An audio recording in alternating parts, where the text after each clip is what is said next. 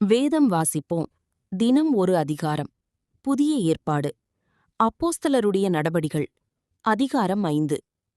அனனியா என்னும் பேருள்ள ஒருவனும் அவன் மனைவியாகிய சப்பீராளும் தங்கள் காணியாட்சியை விற்றார்கள். தன் மனைவி அறிய அவன் கிரயத்திலே ஒரு பங்கை வஞ்சித்து வைத்து ஒரு பங்கை கொண்டு வந்து அப்போஸ்தலருடைய பாதத்திலே வைத்தான். பேதுரு அவனை நோக்கி, அனனியாவே, நிலத்தின் கிரயத்தில் ஒரு பங்கை வஞ்சித்து வைத்து பரிசுத்த ஆவியினிடத்தில் பொய் சொல்லும்படி சாத்தான் உன் இருதயத்தை நிரப்பினதென்ன? அதை விற்கும் முன்னே அது உன்னுடையதாயிருக்கவில்லையோ? அதை விற்ற பின்னும் அதின் கிரயம் உன் வசத்தில் இருக்கவில்லையோ? நீ உன் இருதயத்திலே இப்படிப்பட்ட எண்ணம் கொண்டதென்ன? நீ மனுஷரிடத்தில் அல்ல, தேவனிடத்தில் பொய் சொன்னாய் என்றான். அனனியா இந்த வார்த்தைகளை கேட்கவே விழுந்து ஜீவனை விட்டான். இவைகளை கேள்விப்பட்ட யாவருக்கும் மிகுந்த பயம் உண்டாயிற்று. வாலிபர் எழுந்து அவனை சேலையிலே சுற்றி வெளியே எடுத்துக்கொண்டு போய் அடக்கம் பண்ணினார்கள். ஏறக்குறைய 3 மணி நேரத்துக்குப் பின்பு அவனுடைய மனைவி நடந்ததை அறியாமல் உள்ளே வந்தாள். பேதுரு அவளை நோக்கி, நிலத்தை இவ்வளவுக்குத்தானா விற்றீர்கள்? எனக்குச் சொல் என்றான். அவள், ஆம், இவ்வளவுக்குத்தான் என்றாள். பேதுரு அவளை நோக்கி, கர்த்தருடைய ஆவியை சோதிக்கிறதற்கு நீங்கள் ஒருமனப்பட்டதென்ன? இதோ உன் புருஷனை அடக்கம் பண்ணினவர்களுடைய கால்கள் வாசற்படியிலே வந்திருக்கிறது. உன்னையும் வெளியே கொண்டு போவார்கள் என்றான். உடனே அவள் அவனுடைய பாதத்தில் விழுந்து ஜீவனை விட்டாள். வாலிபர் உள்ளே வந்து அவள் மரித்துப் போனதைக் கண்டு அவளை வெளியே எடுத்துக்கொண்டு போய் அவளுடைய புருஷனண்டையிலே அடக்கம் பண்ணினார்கள். சபையார் எல்லாருக்கும் இவைகளை கேள்விப்பட்ட யாவருக்கும் மிகுந்த பயம் உண்டாயிற்று. அப்போஸ்தலருடைய கைகளினாலே அநேக அடையாளங்களும் அற்புதங்களும் ஜனங்களுக்குள்ளே செய்யப்பட்டது. எல்லாரும் ஒருமனப்பட்டு சாலமோனுடைய மண்டபத்தில் இருந்தார்கள். மற்றவர்களில் ஒருவரும் அவர்களுடனே சேரத் துணியவில்லை. ஆகிலும் ஜனங்கள் அவர்களை மேன்மைப்படுத்தினார்கள். திரளான புருஷர்களும் ஸ்திரீகளும் விசுவாசம் உள்ளவர்களாகி கர்த்தரிடத்தில் அதிகமாய் சேர்க்கப்பட்டார்கள். பிணியாளிகளை படுக்கைகளின் மேலும் கட்டில்களின் மேலும் கிடத்தி நடந்து போகையில் அவனுடைய நிழலாகிலும் அவர்களில் சிலர் மேல் படும்படிக்கு அவர்களை வெளியே வீதிகளில் கொண்டு வந்து வைத்தார்கள். சுற்றுப்பட்டணங்களிலுமிருந்து திரளான ஜனங்கள் பிணியாளிகளையும் அசுத்த ஆவிகளால் வாதிக்கப்பட்டவர்களையும் எருசலேமுக்கு கொண்டு வந்தார்கள். அவர்கள் எல்லாரும் குணமாக்கப்பட்டார்கள்.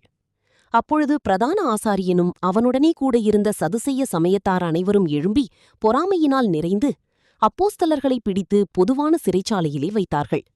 கர்த்தருடைய தூதன் இராத்திரியிலே சிறைச்சாலையின் கதவுகளை திறந்து அவர்களை வெளியே கொண்டு வந்து, நீங்கள் போய் தேவாலயத்திலே நின்று இந்த வார்த்தைகள் எல்லாவற்றையும் ஜனங்களுக்குச் சொல்லுங்கள் என்றான்.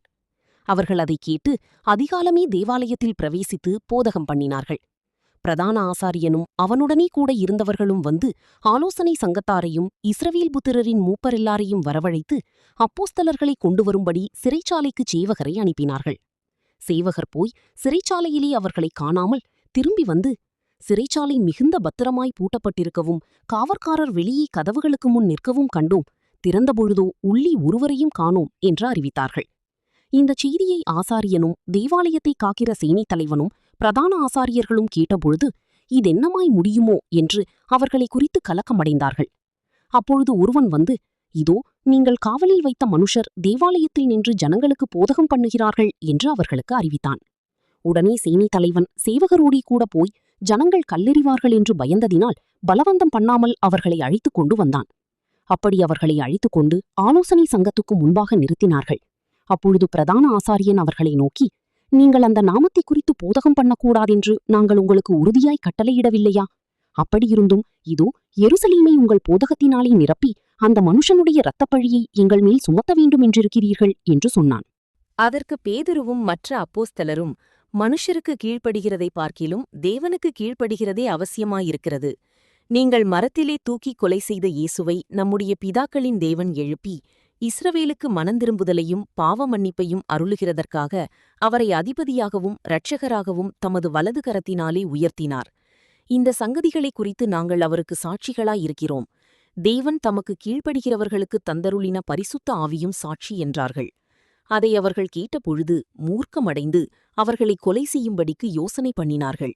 அப்பொழுது சகல ஜனங்களாலும் கனம் பெற்ற நியாயசாஸ்திரியாகிய கமாலியேல் என்னும் பேர் கொண்ட ஒரு பரிசேயன் ஆலோசனை சங்கத்தில் எழுந்திருந்து அப்போஸ்தலரை சற்று நேரம் வெளியே கொண்டு போகச் சொல்லி சங்கத்தாரை நோக்கி, இஸ்ரவேலரே, இந்த மனுஷருக்கு நீங்கள் செய்யப்போகிறதை குறித்து எச்சரிக்கையாயிருங்கள்.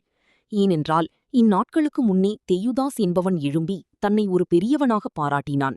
ஏறக்குறைய 400 பேர் அவனை சேர்ந்தார்கள். அவன் மடிந்து போனான். அவனை நம்பின அனைவரும் சிதறி அவமாய்ப் போனார்கள். அவனுக்கு பின்பு குடிமதிப்பின் நாட்களிலே கலிலேயனாகிய யூதாஸ் என்பவன் எழும்பி தன்னை பின்பற்றும்படி அநேக ஜனங்களை இழுத்தான். அவனும் அழிந்து போனான். அவனை நம்பியிருந்த அனைவரும் சிதறடிக்கப்பட்டார்கள். இப்பொழுது நான் உங்களுக்குச் சொல்லுகிறதென்னவென்றால், இந்த மனுஷருக்கு ஒன்றும் செய்யாமல் இவர்களை விட்டுவிடுங்கள். இந்த யோசனையும் இந்த கிரியையும் மனுஷரால் உண்டாயிருந்ததானால் அழிந்து போம். தேவனால் உண்டாயிருந்தது யானால் அதை ஒழித்துவிட உங்களால் கூடாது. தேவனோடு போர் செய்கிறவர்களாய் காணப்படாதபடிக்கு பாருங்கள் என்றான். அப்பொழுது அவர்கள் அவனுடைய யோசனைக்கு உடன்பட்டு அப்போஸ்தலரை வரவழைத்து அடித்து இயேசுவின் நாமத்தைக் குறித்து பேசக்கூடாதென்று கட்டளையிட்டு அவர்களை விடுதலையாக்கினார்கள். அவருடைய நாமத்துக்காக தாங்கள் அவமானம் அடைவதற்கு பாத்திரராக எண்ணப்பட்டபடியினால் சந்தோஷமாய் ஆலோசனை சங்கத்தை விட்டு புறப்பட்டு போய் தினந்தோறும் தேவாலயத்திலேயும் வீடுகளிலேயும் இடைவிடாமல் உபதேசம் பண்ணி இயேசுவே கிறிஸ்துவென்று பிரசங்கித்தார்கள். ஆமீன். கர்த்தருடைய ஆசீர்வாதம் உங்கள் மேல் இருப்பதாக. ஆமீன். ஆமீன்.